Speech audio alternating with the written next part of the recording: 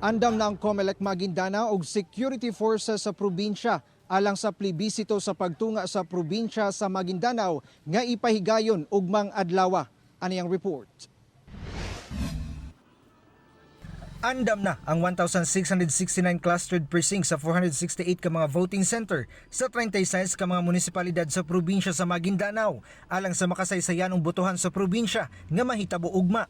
Sa maong plebisito, botohan ang pagtunga sa probinsya ngadto sa duha ang Maguindanao del Sur ug Maguindanao del Norte subay sa Republic Act 11550. Anaa sa 818,790 ka mga registered voters sa Maguindanao ang gilauman sa COMELEC nga moboto ug mang-adlaw. Magsugod ang botohan alas 7 sa buntag hangtod alas 3 sa hapon. Dinhi sa Kauran Elementary School sa Ampatuan, Maguindanao, hanay na ang 8 ka presinto. Tagpulo ka mga butante ang tugutan nga makasulod kada presinto. Apan hugot gihapon ang ipatumang health protocol. Sige pakita nga sample sa official ballot ni Maguindanao Election Supervisor Attorney Udtog Tago. Kinahanglan lang isulat sa mga butante ang yes or no. We are very much prepared. We are actually mga 99% prepared tayo ngayon. Buboto po yung mga tao, magdadala ng kanilang ballpen at isusulat lang po nila kung ano yung kanilang kagustuhan. Nagkahiusa sa ilang mga reaksyon ang mga residente dinhiya sa probinsya sa Maguindanao kung dinuyon sila nga pagatungaon ang probinsya ngadto sa Maguindanao del Sur ug Maguindanao del Norte aron kuno nga mas matutukan pa ang mga nag-unang problema sa ilang mga lugar. Yun po ang ginahanap po namin. Yung mapadali po ang bawat problema ay madaling masolve.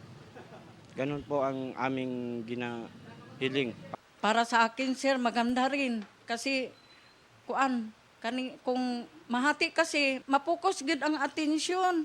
Mabuti yung divided talaga siya. Gipahugtan na sab ang seguridad sa probinsya kung asaan na sa 2,500 ka mga police personnel ang i-deploy sa PRO bar. Samtang daghang mga personahe sab sa kasundaluhan ang ipakatag sa mga voting centers.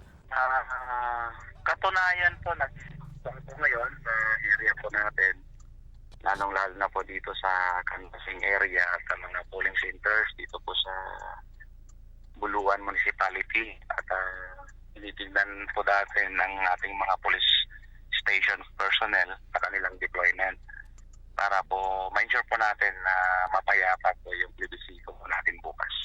Ako si Jess Tony Humamil para sa One Mindanao.